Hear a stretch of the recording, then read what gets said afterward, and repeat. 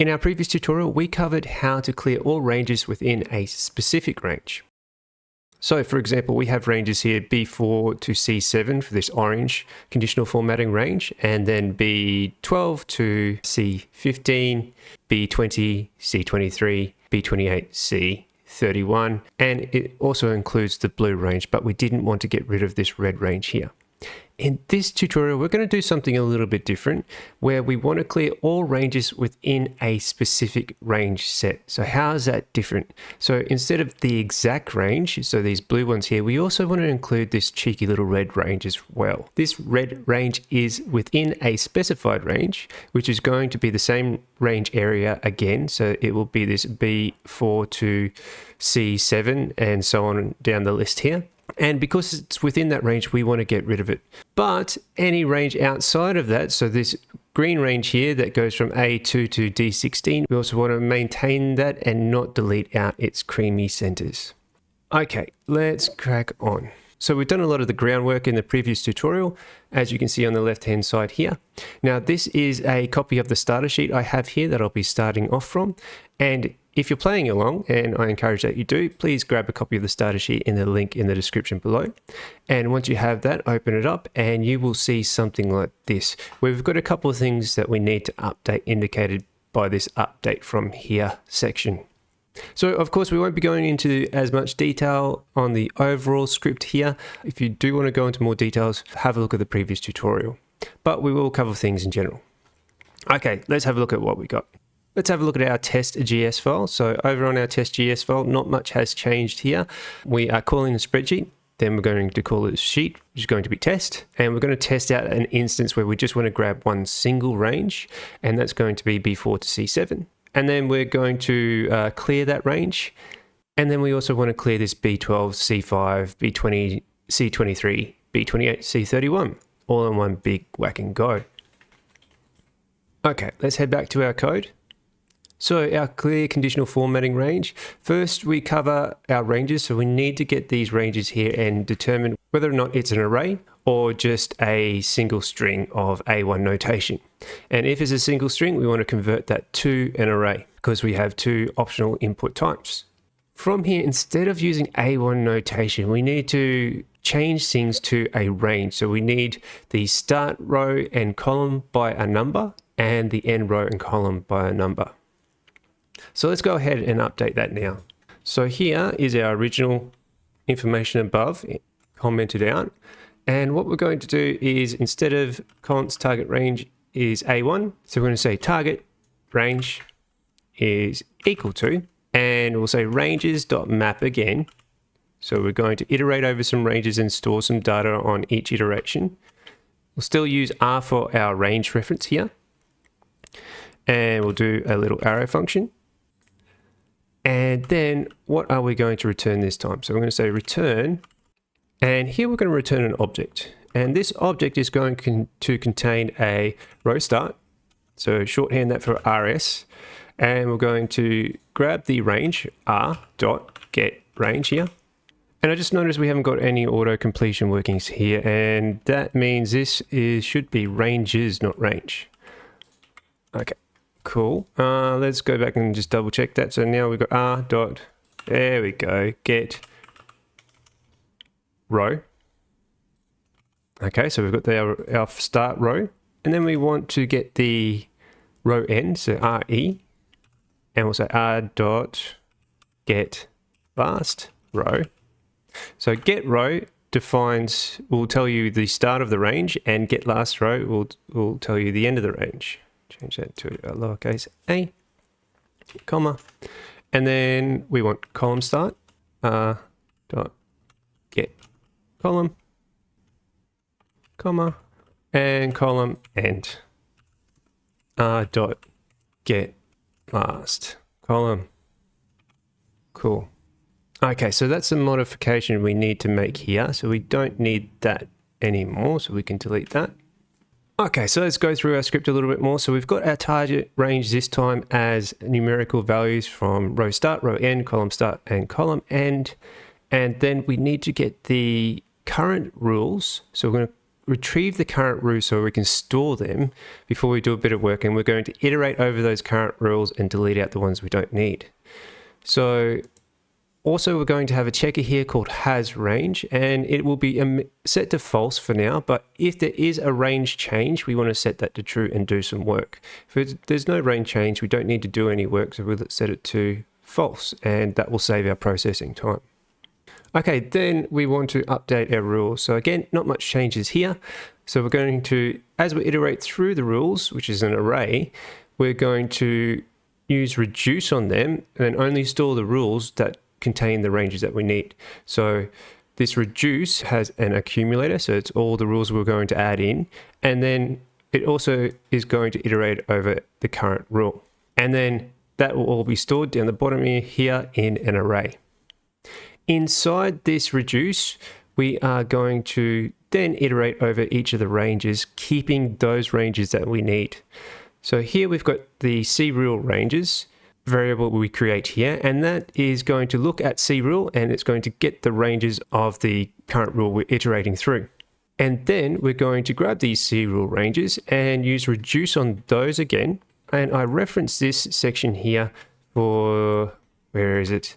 This current rule, which is wrong. It's actually this one down the bottom here. So just take note of that. Okay, so where were we? So we're going to iterate through the ranges for each rule. So as you can see, there's multiple ranges for each of the rules.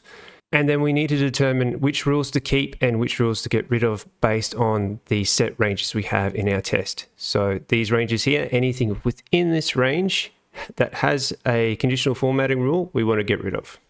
Okay, so how do we do that now? So we need to check if the range fits within any of the target ranges. Then we want to delete those ranges. So we're going to create a variable called const has match. And that's going to be equal to the target tgt range. And here we're going to use the functional programming method sum. And sum is it takes a function as an argument, and it's going to iterate through and look at a rule that we create, and if that rule passes, it will stop and say it has passed and return true. If it hasn't, it's going to return false. First time it finds a case where it returns true, it will stop its processing. So it's a very efficient method here. So I'll say tr equals arrow function, and then some curly braces, new line, give ourselves a bit of space, and we'll say if. And here we've got 4 conditions here. So we're going to do something a little bit unusual for our if statement here. And we'll put each condition on a new line for readability. So we'll say R this time. So remember, R is the range that we're iterating through here. I don't think I mentioned here when we've got this crule range, we've got an accumulator. We've already used ACC, so we'll use ACC2 to accumulate our ranges. R will be for our range. Okay, so R dot, and this time will be get row. Again, and we want to make sure if it is greater than or equal to the target range, which is here, TGT, and our shorthand is going to be TR, target range, dot RS. And it also has to be R dot get last row, and that also has to be less than or equal to the target range dot RE, and R dot get column. Yep, you guessed it. See if you can work out the last two, and that is going to be greater than or equal to tr dot cs and R dot get last column was going to be less than or equal to the tr dot column end.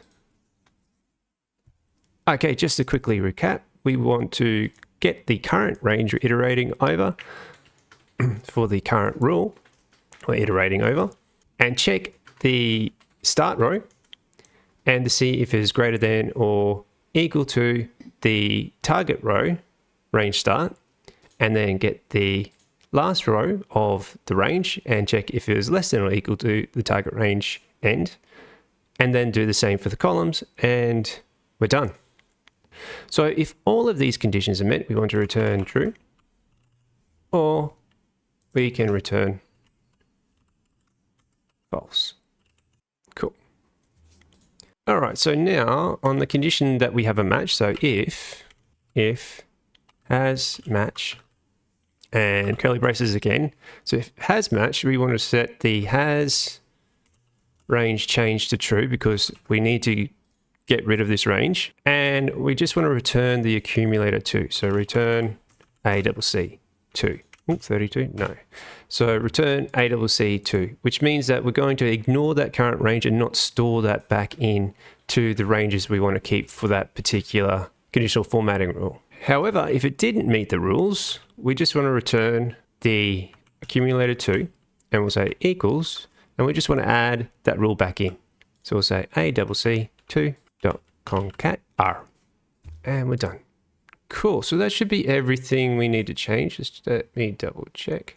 Looks pretty good. And let's just go down and quickly go through what happens next. So once that range has been removed, then we want to check if there are any remaining ranges. If there aren't any remaining ranges, then we want to actually delete that entire rule instead of just the range within the rule. So we get the length and we check if it's 0. If it is 0, we return the accumulator back into this rule here. So that rule is removed. However, if there was a change, we are going to log that there's a change, and then we're going to go into the current rule and make a copy of it. So then we can add to it or edit it. So once we've made the copy, we can say C rules set ranges, and we can set the remaining rules to the copied range, and then we're going to rebuild that rule. Once that's done, we're going to grab the accumulator for the rules and add that copied rule into the accumulated rules. Now, if nothing has changed, we don't have to do this work here. So all we will do is just add that current rule back in. So maybe there's a range outside here that doesn't fit within this rule here. Okay, and then once everything's all done, we go back to our sheet here, and then we set the conditional formatting rules with our updated rules here. Okay, let's hit save and see if we made any mistakes. Let's go to our test here and let's just test the first one. So we'll comment out this bottom one first. We'll hit save and see what happens. And go through authorization. Something happened here. Conat. Conat is not a method. How about we make it concat? There we go. Something had to occur. Let's hit run. Hey, looks successful here. So not only did the orange and the blue conditional formatting for this top row disappear, but also the red one, because we wanted to get rid of everything inside our target range. Excellent. So let's Control Z to undo that. And let's just add this one in here.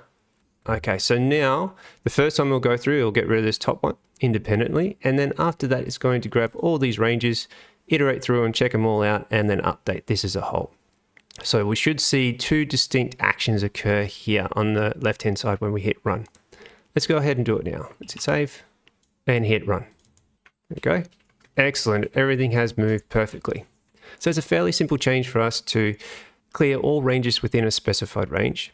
In the next tutorial, we are going to do something that is surprisingly tricky, and we're going to clear everything within a specified range. So what does that mean? It means we're going to delete all the conditional formatting rules in this selected range, including this outer conditional formatting rule. So this outer conditional formatting rule only covered this section here, this section here, this section here, and this section here. So there's a lot of chopping and changing of things here. So it will be a little bit more tricky, but it should be fun to figure out. So like and subscribe and hit that notification bell so you get an alert when the next tutorial comes out. Until next time.